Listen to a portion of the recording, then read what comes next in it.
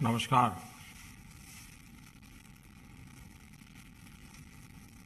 Bharatiya Janata party के राष्ट्रीय अध्यक्ष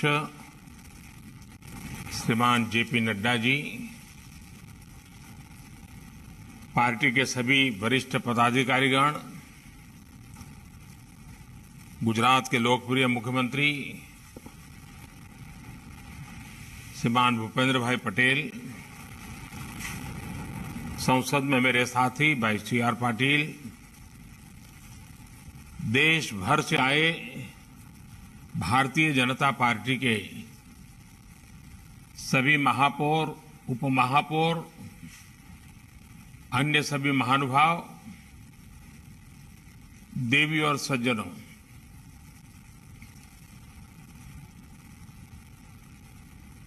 भाजपा मेयर कॉन्क्लेव में आप सभी का बहुत बहुत स्वागत है, अभिनंदन है। आजादी के अमृत काल में अगले 25 वर्ष के लिए भारत के शहरी विकास का एक रोडमैप बनाने में भी इस सम्मेलन की बड़ी भूमिका है। मैं भारतीय जनता पार्टी के हमारे राष्ट्रीय अध्यक्ष श्रीमान नड्डा जी को और उनकी पूरी टीम को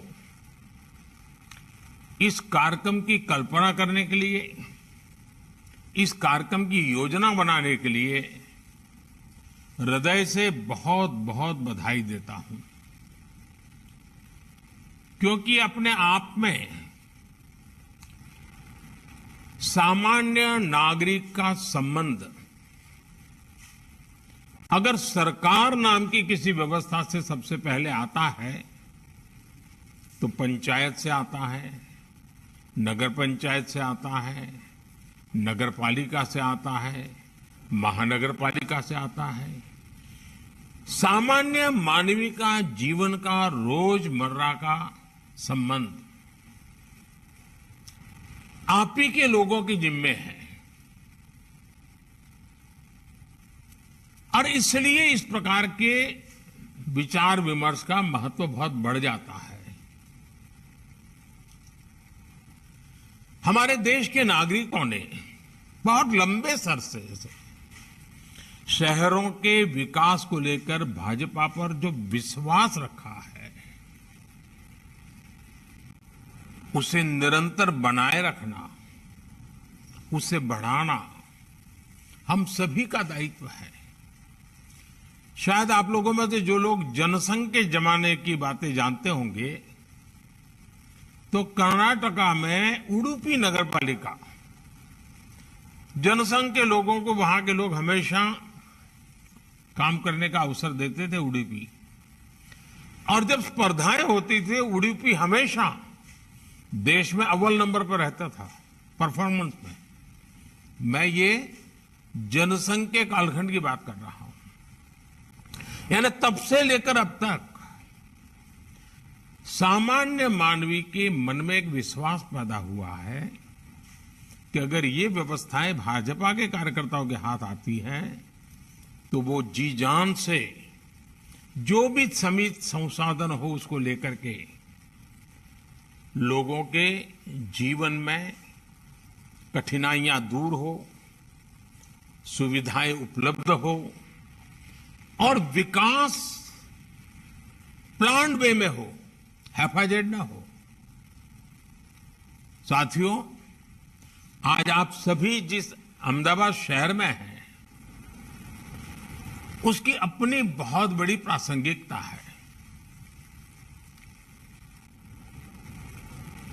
सरदार वल्लभ भाई पटेल कभी अहमदाबाद म्युनिसिपैलिटी पार्टी में चुने हुए सदस्य हुआ करते थे, कभी मेयर के रूप में भी अहमदाबाद का नेतृत्व उन्होंने किया था और यहीं से उनकी जो शुरुआत हुई देश के उप प्रधानमंत्री पद तक पहुंचे।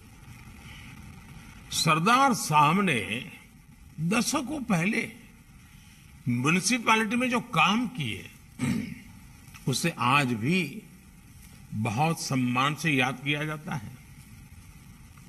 आपको भी अपने शहरों को उस स्तर पर ले जाना है कि आने वाली पीढ़ियां आपको याद करके कहें कि हां, हमारे शहर में एक मेयर हुआ करते थे, तब ये काम हुआ था।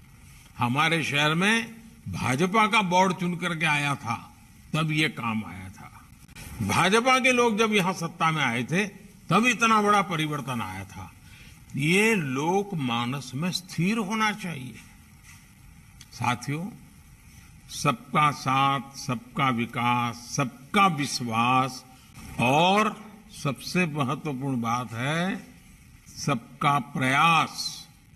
ये जो वैचारिक परिपाटी भाजपा ने अपनाई है, वही हमारे शासन के, गवर्नेंस के मॉडल के, डेवलपमेंट के मॉडल के, हमारे शहरी विकास में भी वो झलकती है। यही हमारे गवर्नेंस मॉडल को दूसरों से अलग करता है। जब विकास मानव केंद्रित होता है, जब जीवन को आसान बनाना, ईज ऑफ लिविंग सबसे बड़ी प्राथमिकता होती है, तो सार्थक परिणाम जरूर मिलते हैं। आप सभी इस समय गुजरात में हैं।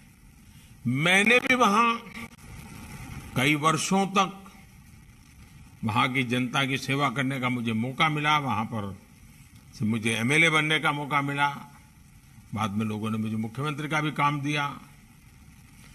और जब मेरा लंबा कालखंड गुजरात में गया है और आप सब आज गुजरात में हैं, तो मैं स्वाभाविक कुछ बातें जो उदाहरण दूंगा, उसमें थोड़ी गुजरात की चर्चा रहेगी।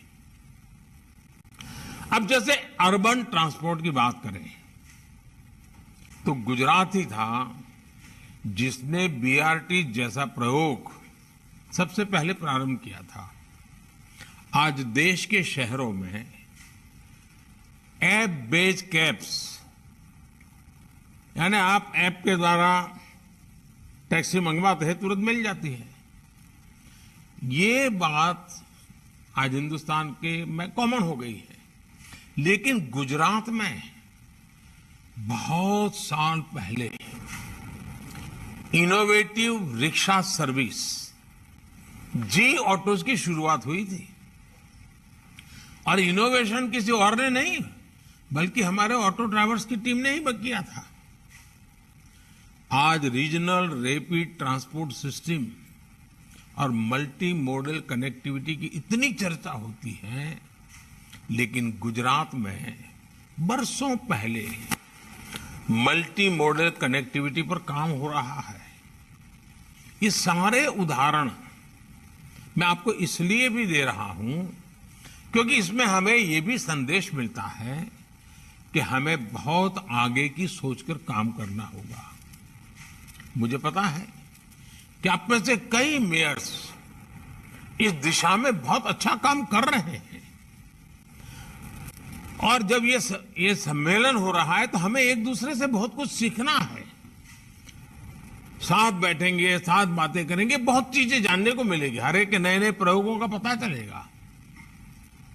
साथियों, आजादी के अमृत काल में आज भारत अपने अर्बन इंफ्रास्ट्रक्चर पर अभूतपूर्व निवेश कर रहा है। 2014 तक हमारे देश में मेट्रो नेटवर्क 250 किलोमीटर से भी कम था। आज देश में मेट्रो नेटवर्क 775 किलोमीटर से भी ज्यादा हो चुका है। 1000 किलोमीटर के नए मेट्रो रूट पर आज काम चल रहा है। हमारा प्रयास है कि हमारे शहर होलिस्टिक लाइफस्टाइल का भी केंद्र बने। आज 100 से अधिक शहरों में स्मार्ट सुविधाओं का निर्माण किया जा रहा है। इन अभियान के तहत अभी तक देश भर में 75,000 करोड़ रुपए से अधिक के प्रोजेक्ट पूरे किए जा चुके हैं। ये वो शहर हैं जो भविष्य में अर्बन प्लानिंग के लाइट हाउस बनने वाले हैं। साथियों, हमारे शहरों की एक बहुत बड़ी समस्या अर्बन हाउसिंग की भी रहती है। मुझे याद है कि मुख्यमंत्री के रूप में शहरी निकायों के साथ मिलकर हमने झुग्गी में रहने वाले साथियों के लिए बेहतर आवास बनाने का अभियान शुरू किया था। इसके तहत गुजरात में हजारों घर शहरी गरीबों को, झुग्गी में बसने वाले परिवारों को पक्के मकान देने का बड़ा अभियान चलाया। इसी भाव के साथ प्रधानमंत्री आवास योजना शहरी, इसके तहत भी पूरे देश में करीब 1.25 करोड़ घर स्वीकृत किए गए हैं। साल 2014 से पहले जहां शहरी गरीबों के घरों के लिए 20,000 करोड़ रुपए का प्रावधान था, वहीं पिछले 8 वर्षों में इसके लिए 2 लाख करोड़ रुपए से अधिक का प्रावधान किया गया है। आप लोग ये आंकड़े याद रखोगे, मैं आशा करता हूं कि 2014 के पहले 20,000 करोड़ और आज 2 लाख करोड़ से ज्यादा। ये शहरी गरीबों के प्रति हमारी प्रतिबद्धता को दिखाता है। लेकिन ये हमारा दायित्व बनता है, जब सबका प्रयास, सबका विश्वास, ये कहते हैं, क्या इन लाभार्थियों के बीच जाके हम बैठते हैं, जो झुग्गी झोपड़ी में है, जिनको घर आगे चल के इनको कभी जाकर के विश्वास देते हैं क्या? उनके बीच बैठ करके उनके लिए क्या काम हो रहा है उसकी चर्चा करते हैं क्या? हमें लगता है कि अखबार में छप गया तो काम हो गया। जितना ज्यादा गरीबों के बीच में जाकर के काम करेंगे, उनको जो लाभ मिलेगा, उस लाभ का वो समाज में सवाया करके वापस करेगा। गरीब का यह स्वभाव रहता है। साथियों, शहरों में रोजी रोटी के लिए जो साथी अस्थायी रूप में आते हैं, टेम्परेरी आते हैं, उनको भी उचित किराए पर घर मिले, इसके लिए भी बड़े स्तर पर काम चल रहा है। इस मेयर्स कॉन्क्लेव में आप सभी से मेरा आग्रह है कि अपने अपने शहरों में इस अभियान को गति दें, इससे जुड़े कार्य तेजी से पूरे कराएं और क्वालिटी में कॉम्प्रोमाइज मत होने देना। समय सीमा में काम करेंगे तो पैसे बचते हैं, उन पैसों का अच्छा सदुपयोग होता है।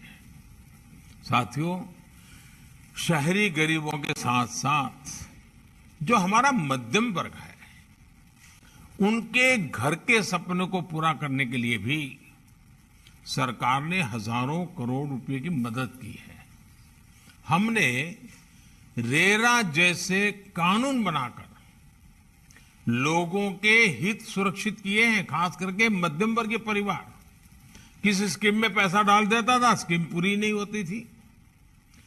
जिस काम का पहले नक्शा दिखाया जाता था, पैम्फलेट दिखाया जाता था, जब मकान बनता था तब दूसरा हो जाता था, साइज छोटी हो जाती थी, कमरा बदल जाता था।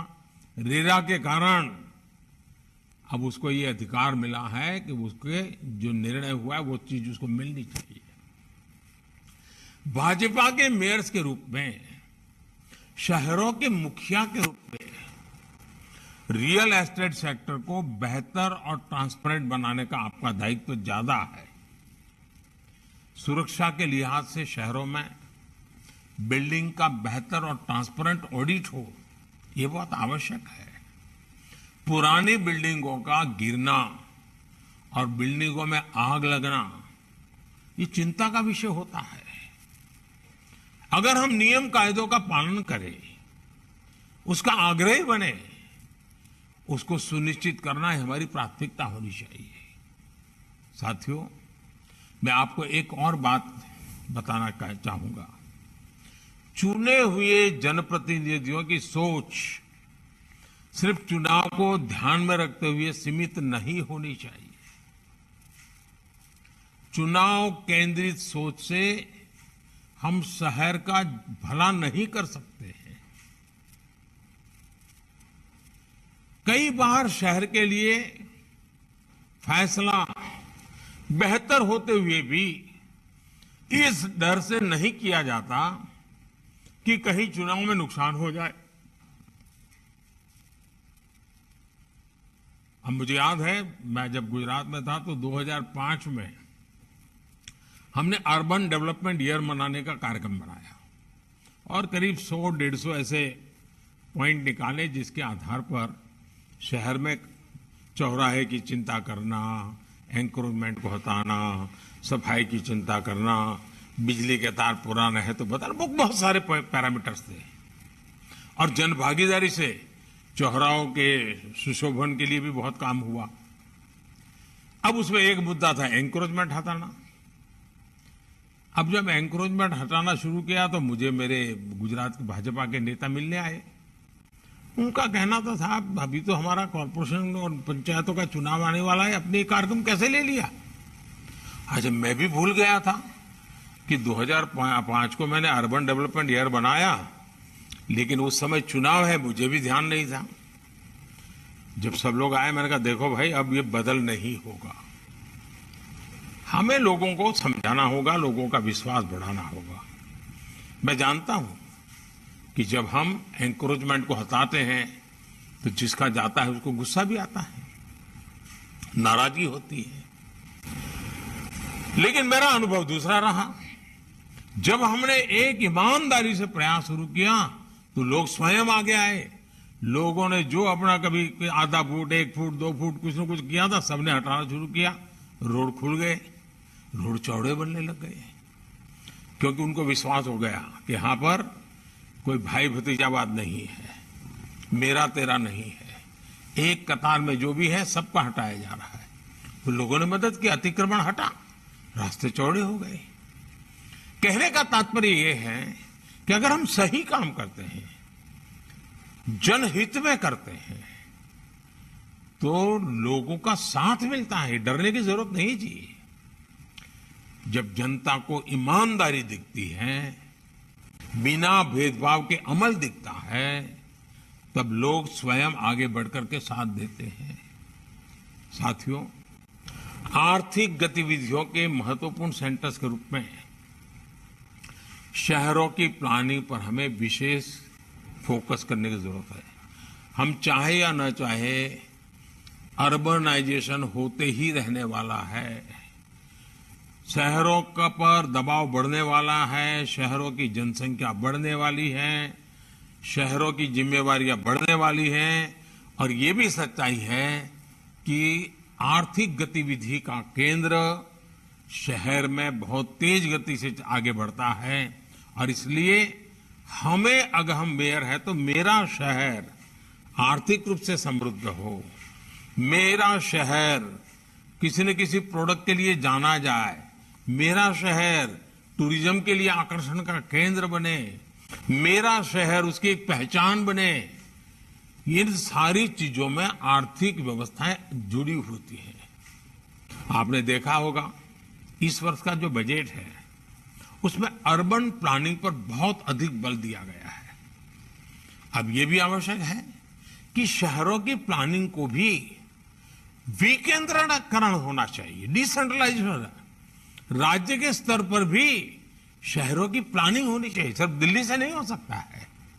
अब मुझे याद है, मैं जब चंडीगढ़ में रहता था तो चंडीगढ़ के नजदीक में पंचकूला बहुत अच्छा डेवलप हुआ, उधर मोहाली अच्छा डेवलप हुआ, हमारे गांधीनगर के बगल में पेथापुर वगैरह बहुत अच्छी तरह से नए डेवलप हो रहे हैं। देश में ऐसे अनेक सैटेलाइट टाउन्स हैं जो बड़े शहर के नजदीक में विकसित होने चाहिए, और योजनाबद्ध रूप से सैटेलाइट टाउन को डेवलप करने का काम करना ही चाहिए, तभी शहरों पर दबाव कम होगा। और बीजेपी ने सैटेलाइट टाउन्स को लेकर सचमुच में बेहतरीन काम करने का प्रयास किया है। आप लोग भी जानते हैं कि इस प्रकार के प्रयासों का कितना लाभ है। मुझे एक घटना याद आती है। भारतीय जनता पार्टी पहली बार अहमदाबाद में 87-88 में बहुमत मिला उसको, पहली बार शासन में आए। और उस समय सद्भाग्य से राज्य में भी जो सरकार थी उसमें उस समय जनसंघ था, भाजपा के लोग उसमें हिस्सा थे, भाजपा के लोग भी पार्टनर थे। तो उस समय अहमदाबाद म्युनिसिपल कॉर्पोरेशन में सब हमारे साथियों ने विचार किया कि भाई अहमदाबाद के अगल बगल में जो 40-50 किलोमीटर के एरिया है, लांबा है, बोपल है, आंबली है, गोरा है, गुमा है, ये सारे जो इलाके हैं, अगर वहां सिटी बस जाना आना शुरू कर दें, लोगों को आने जाने की व्यवस्था मिल जाए, तो लोग शहर में आकर के रहने के लिए जो ज्यादा महंगा खर्च करते हैं वो वहीं रहना पसंद करेंगे। राज्य सरकार से बात हुई, राज्य सरकार का वो क्षेत्र तो उनका था ट्रांसपोर्टेशन का, लेकिन खैर मान गए, वो सहमति मिल गई और बसेस को काफी दूर दूर फैलाया। साबरमती के उस पार कालीगाम हो, साबरमती के भी कई दूर दूर के क्षेत्र उनको साथ जोड़ दिया, उधर गांधीनगर को जोड़ दिया। इसका परिणाम यह हुआ कि छोटे छोटे सैटेलाइट टाउन डेवलप हो गए, बहुत उनका शहर का विस्तार हो गया, तो शहर पर दबाव। हमें सैटेलाइट टाउन्स के अलावा टियर 2, टियर 3 सिटी, उन शहरों की प्लानिंग भी राज्यों ने अभी से करनी चाहिए, क्योंकि अब टियर 2, टियर 3 सिटी भी इकोनॉमी एक्टिविटी के सेंटर बन रहे हैं। आपने देखा होगा स्टार्टअप्स, आजकल हमारे स्टार्टअप्स टियर 2, टियर 3 सिटी में हो रहे हैं। लोग भी सोचते हैं भाई छोटा मोटा कारखाना लगाना है तो छोटे शहर में लगा देंगे, बड़े शहर में जाने की जरूरत नहीं है, तो थोड़ा सस्ते में काम शुरू हो जाएगा।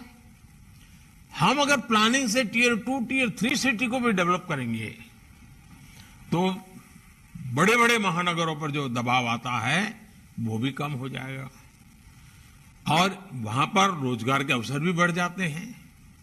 हमें यहां इंडस्ट्रियल क्लस्टर डेवलप करने पर जोर देना चाहिए। किस नगर पालिका में किस प्रकार की इंडस्ट्री का क्लस्टर बन सकता है, पास की 2-3 नगर पालिकाओं में क्या हो सकता है, तो इकोनॉमी को बढ़ाने में वो बहुत मदद करते हैं।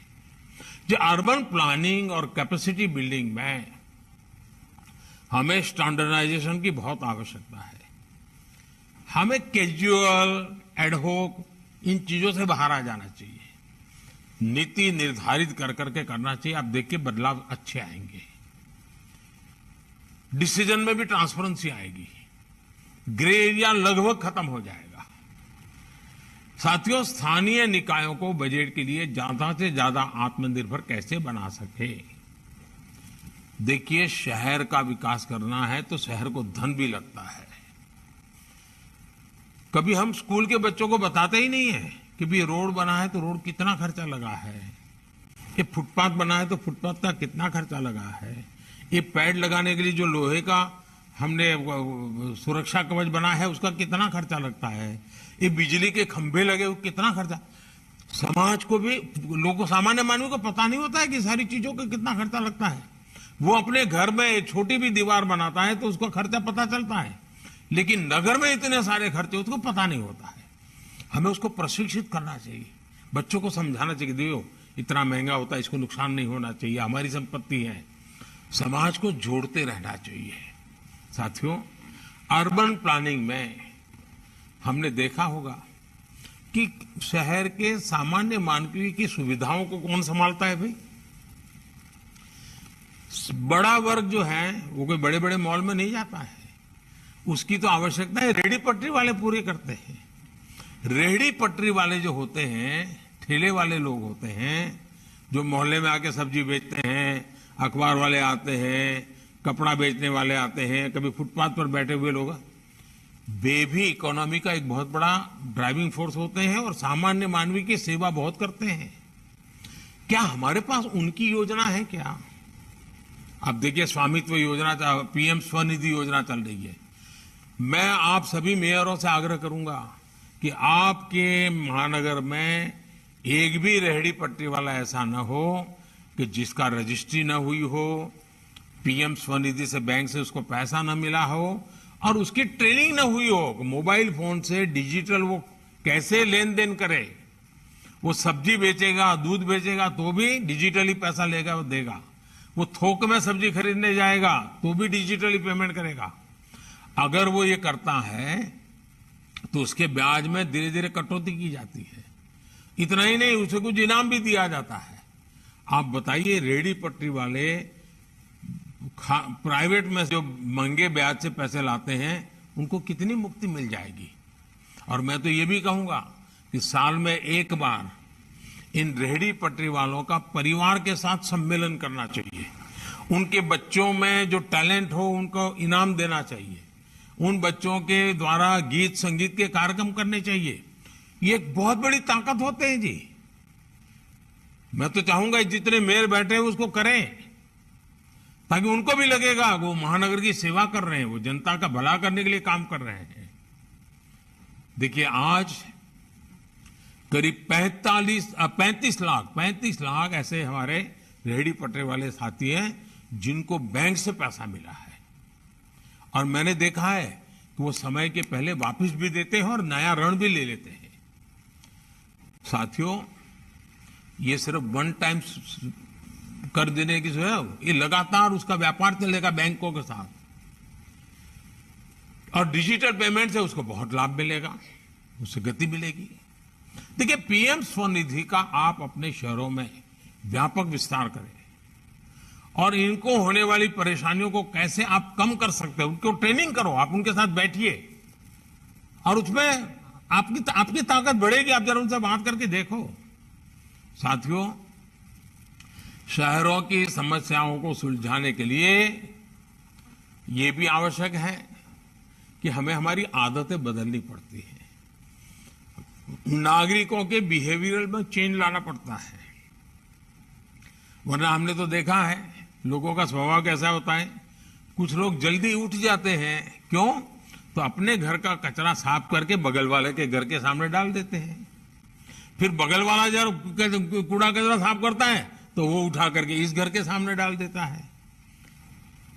अब ये आदत कौन बदलेगा जी? हमने नागरिकों के स्वभाव को बदलना होगा। बिजली बचाने की आदत डालनी पड़ेगी, पानी बचाने की आदत डालनी पड़ेगी, समय पर टैक्स भरने की आदत डालनी पड़ेगी, गंदगी न करने की आदत डालनी पड़ेगी, स्वच्छता और सुशोभन का आग्रह करने की आदत डालनी पड़ेगी। इसके लिए मेहनत करनी पड़ती है भाई। और आप वहां के काउंसिलर, वहां के मेयर ये काम बहुत आसानी से कर सकते हैं। और इसके लिए हमें भिन्न भिन्न प्रकार के कार्यक्रम करने चाहिए। निबंध स्पर्धा हो, रंगोली स्पर्धा हो, बच्चों की रैलियां हो, कविताओं का सम्मेलन हो, स्वच्छता पर कविताएं हो। ऐसे भांति भांति के जन जागरण के कार्यक्रम करने चाहिए। दीवारों पर अच्छी तरह से उसको लिखा, जैसे बगीचे होते हैं। मुझे बताइए, बगीचों को संभालने का जवाब गांव के नागरिकों का है कि नहीं है? क्योंकि हमने तो तय किया नहीं, म्युनिसिपैलिटी के 2 आदमी होंगे, वो समझिए नहीं। हमें जो लोग डेली बगीचे में आते हैं उनकी कमेटी बना देनी चाहिए। और हम ये भी कर सकते हैं कि भाई वहां एक टेम्पररी ऐसे बोर्ड लगाने की व्यवस्था की हो है कि भाई उस इलाके के जो बच्चे अच्छे ड्राइंग बनाएंगे तो चलो भाई शनिवार शाम को 6 से 7 यहाँ पर उनके ड्राइंग डिस्प्ले करेंगे। कोई अच्छे कविताएं लिखते हैं तो चलो भाई रविवार शाम को यहाँ पर कविता का पाठ बगीचे के अंदर सब नौजवानों को बुला करके करेंगे। हमारे बगीचों को जिंदा बना देना चाहिए, हमारे शहर की आत्मा के रूप में जागृत बना देना चाहिए। तो बगीचा भी अच्छा रहेगा, सरकारी खर्चे की जरूरत है, वही अपना संभालेंगे बगीचा। वही सोचेंगे भाई ये तो हमारी जगह है, इसमें हम गंदगी नहीं होने देंगे, पेड़ पौधे को टूटने नहीं देंगे। हमें नेतृत्व देना होगा। सब काम पैसों से होता है ऐसा नहीं है जी। अधिकतम काम जन सामान्य के समर्थन से होते हैं। और ये चुने हुए जनप्रतिनिधि जितना ध्यान देते हैं उतना परिणाम मिलता है। और हमने तो देखा है, स्वच्छता के विषय को देश ने उठा लिया। पूरे देश के हर घर के अंदर छोटा बच्चा भी स्वच्छता की बात करने लग गया। हमारे शहर में भी कूड़ा कचरा गीला कचरा को कहाँ होगा, सूखा कचरा कहाँ होगा, उसको उठाने की व्यवस्था होगी। हम जितनी ज्यादा लोगों की आदतें बदलने के लिए आग्रही बनेंगे, मुझे पूरा विश्वास है कि हमारी व्यवस्थाएं विकसित हो रही हैं, उनका ज्यादा से ज्यादा लाभ हमारे नागरिकों को मिलता रहता है।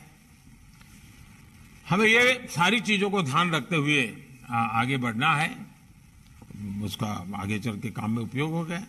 अब मैं एक बात बताता हूं, हम देखते हैं कि सरकार की तरफ से सीसीटीवी कैमरा रखते ही जाता तो होम मिनिस्ट्री लगाती है, पुलिस के लोग करते हैं। लेकिन क्या ये सीसीटीवी कैमरा हम नागरिकों को, सरकारी दफ्तरों को कह सकते हैं कि भाई आपका प्राइवेट जो सीसीटीवी है, एक कैमरा घर के बाहर भी देखने के लिए रखो?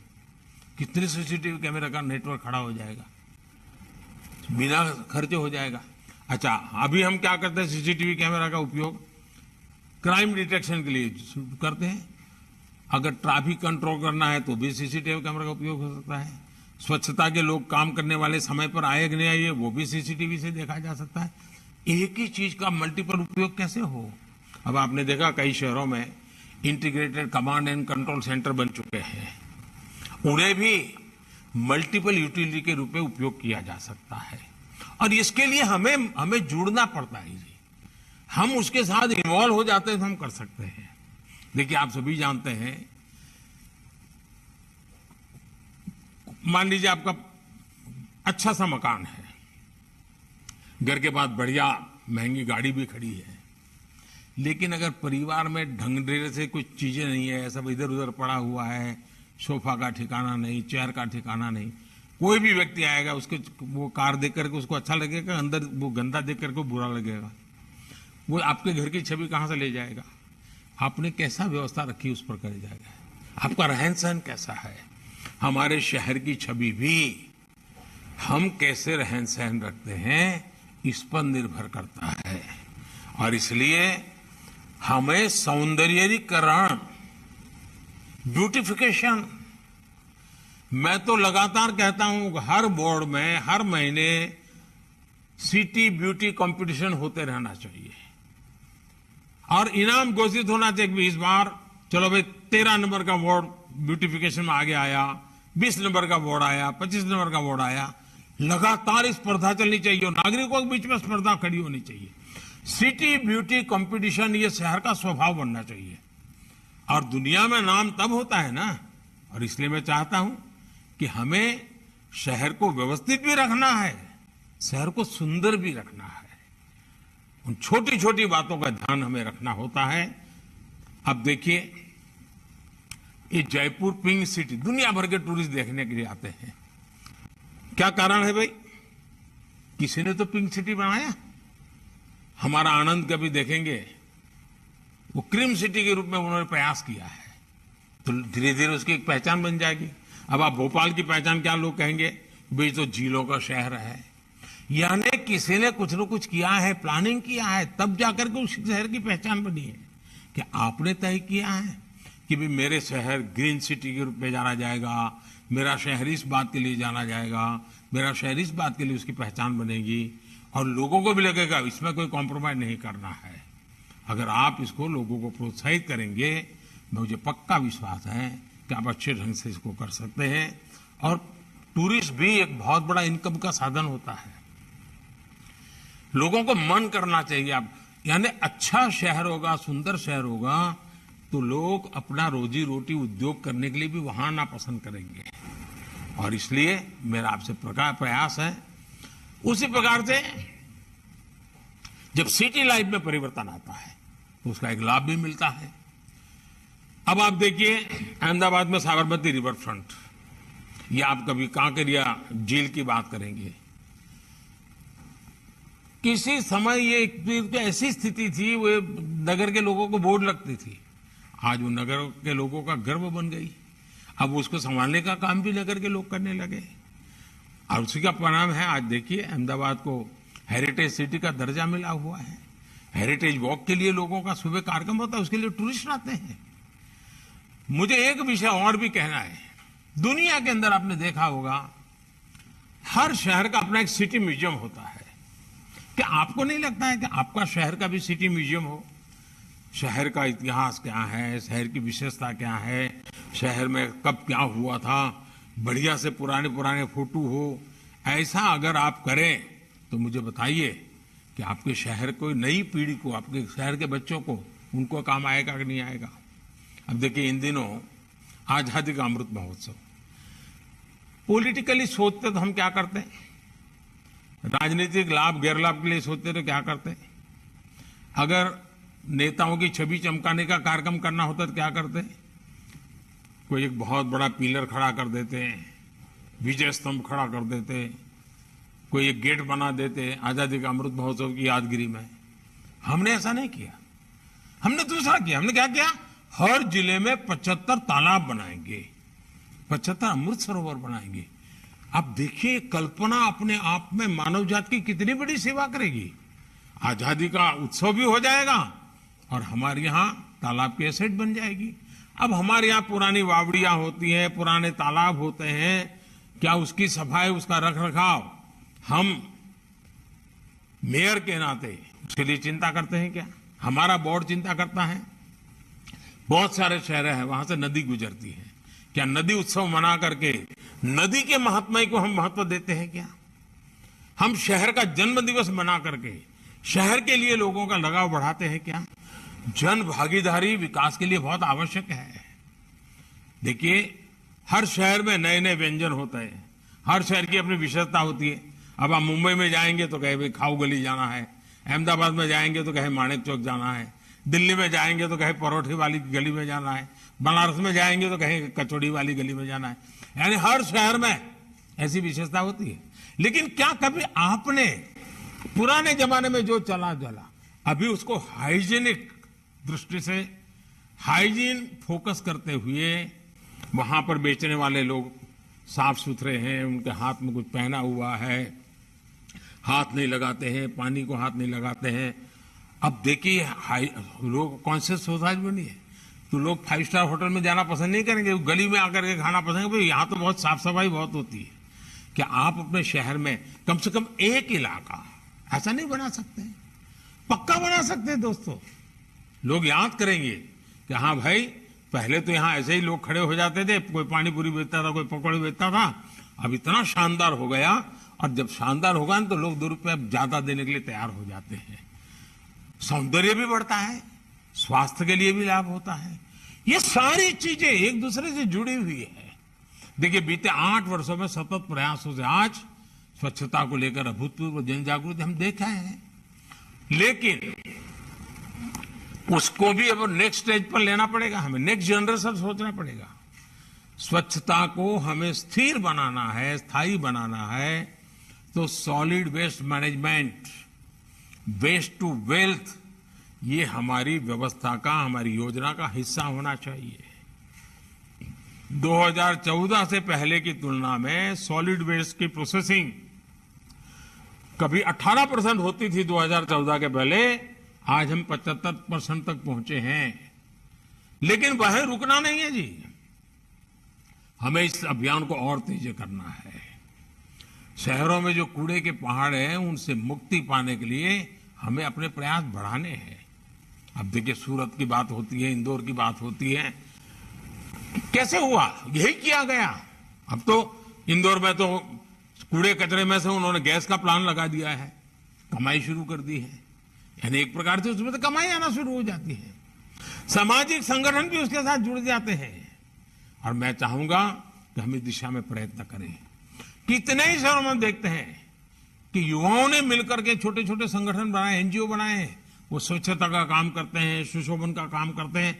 आपको भी देखना चाहिए कि आपके हर वार्ड में ऐसे युवकों की कंपटीशन हो, वो ऐसे ऊर्जावान युवा आगे आए, वे छोटी छोटी टोलियां बनाए और डेली आधा घंटा, 1 घंटा, आधा घंटा, 1 घंटा, कोई सप्ताह में 1 घंटा ऐसा दे। आदत डालनी चाहिए, आपको नेतृत्व देना चाहिए। नई पीढ़ी, नए नौजवान की पीढ़ी करने की शौकीन होती है, स्वभाव होता है, उनको अच्छा लगता है। सिर्फ उनको दिशा देने की जरूरत ही है। और तभी जाकर के सबका प्रयास एक विकसित शहर, विकसित भारत बनाने के लिए काम आता है। और हमें विकसित भारत बनाना है तो हम इन चीजों को, देखिए, भाजपा के मेयर्स का कार्य भाजप शासित निकायों का कामकाज अलग से अलग नजर आना चाहिए। और ये मेरी तो अपेक्षा है ही, लेकिन आपका भी संकल्प होगा, आप भी चाहते होगा। और इसलिए अब जैसे ग्लोबल वार्मिंग की चर्चाएं बहुत होती हैं, पर्यावरण की चर्चाएं होती हैं, कभी नगर पालिका के रेवेन्यू की चर्चा होती है। क्या कभी आपने साइंटिफिक तरीके से आपकी जो स्ट्रीट लाइट है उसका ऑडिट किया है क्या? एलईडी बल्ब आपकी स्ट्रीट लाइट में 100% लगा है क्या? क्या आपने तय किया कि रात को 10 बजे तक ये लाइट जरूरी है, लेकिन 10 बजे के बाद ये इलाका है 6 बजे के बजाय 2 लाइटें होगी तो चलेगा, 12 बजे के बाद इस पूरे रोड पर 1 लाइट होगी तो भी चलेगा, सुबह 5 बजे के पहले कई जगह पे लाइटें नहीं होगी तो चलेगा। साइंटिफिक तरीके से, टेक्नोलॉजी की मदद से सब संभव होता है। कितनी बिजली का पैसा बचेगा, वो विकास के काम आएगा कि नहीं आएगा? पानी की मोटर, ये जो कितनी बर्बादी होती है, बचत होगी तो फायदा होगा कि नहीं होगा? और इसलिए हमें आर्थिक दृष्टि से भी और समाज हित में भी प्राकृतिक संसाधनों की रक्षा करना, ये हमारे एजेंडा में होना चाहिए। हम वेस्टफुल एक्सपेंडिचर के पक्ष में नहीं होने चाहिए। जितना ज्यादा इस प्रकार से काम होगा, आप देखिए बहुत बड़ा बदलाव आएगा। और मुझे विश्वास है कि हमारे सारे मेयर जब इकट्ठे हुए हैं, यहां से जब जाएंगे, एक नई ऊर्जा, नया विश्वास लेकर के जाएंगे, नए नए तौर तरीके सीख करके जाएंगे, एक दूसरे से बहुत कुछ सीख करके जाएंगे। और आप सभी मेयर का एक व्हाट्सएप ग्रुप बन जाएगा और हर एक मिलकर के एक दूसरे को संपर्क में रहेंगे। आपके नगर में क्या हो रहा है उसको भेजेंगे। सोशल मीडिया का एक बहुत बड़ा नेटवर्क भाजपा के सभी मेयर का, भाजपा के सभी उप महापौर का, स्टैंडिंग कमेटी चेयरमैन का, हेल्थ कमेटी के चेयरमैन, सबका एक संगठन बनना चाहिए। संपर्क जीवंत होना चाहिए। सोशल मीडिया एक अच्छा प्लेटफॉर्म है। अगर इलाहाबाद में कुछ हुआ है और वो पुणे में पता चलता है तो आनंद होता है, पुणे में कुछ होता है और काशी में पता चलता है तो और आनंद होता है। हम जितना ज्यादा हमारा संपर्क जीवंत बनाएंगे, मुझे पक्का विश्वास है कि हम सब मिलकर के देश का भी भला करेंगे, अपने शहर का भी भला करेंगे और अपने जीवन में एक संतोष की अनुभूति करेंगे। इसी एक अपेक्षा के साथ आप सबको बहुत बहुत शुभकामनाएं, बहुत बहुत धन्यवाद।